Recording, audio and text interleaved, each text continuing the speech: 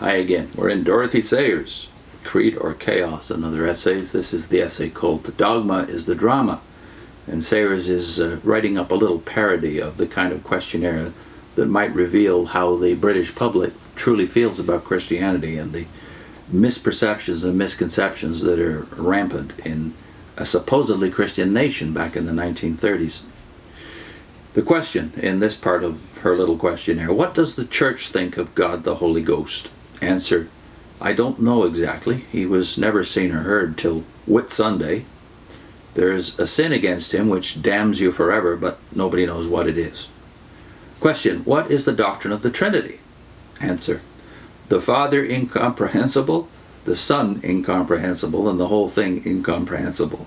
Something put in by theologians to make it more difficult, nothing to do with daily life or ethics. Question: what was Jesus Christ like in real life? Answer: he was a good man, so good as to be called the Son of God. He's to be identified in some way with God the Son. He was meek and mild and preached the simple religion of love and pacifism. He had no sense of humor. Anything in the Bible that suggests another side to his character must be an interpolation or a paradox invented by G.K. Chesterton. If we try to live like him, God the Father will let us off being damned hereafter and only have us tortured in this life instead. Question: what is meant by the atonement? Answer: God wanted to damn everybody, but his vindictive sadism was sated by the crucifixion of his own Son, who was quite innocent and therefore a particularly attractive victim.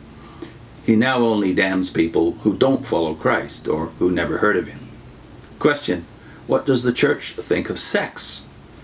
Answer: God made it necessary to the machinery of the world and tolerates it, provided the parties A are married and B get no pleasure out of it. Question: what does the church call sin? A. Answer: sex, otherwise than as accepted above, getting drunk, saying damn, murder, cruelty to dumb animals, not going to church, most kinds of amusement.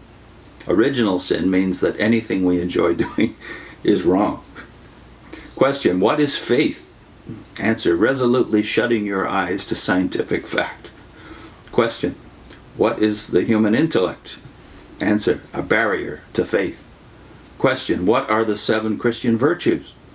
Answer: respectability, childishness, mental timidity, dullness, sentimentality, censoriousness, and depression of spirits.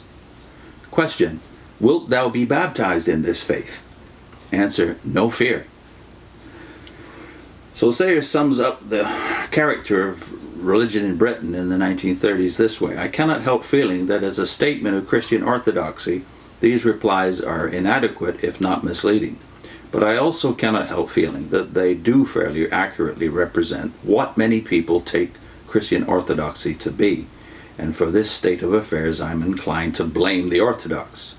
Whenever an average Christian is represented in a novel or a play, he's pretty sure to be shown practicing one or all of the 7 deadly virtues enumerated above.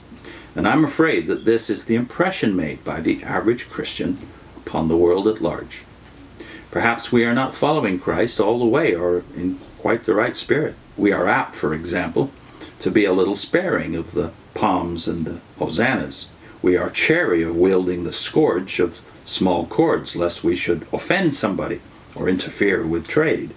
We do not furbish up our wits to disentangle knotty questions about Sunday observance and tribute money, nor hasten to sit at the feet of the doctors, both hearing them and asking them questions.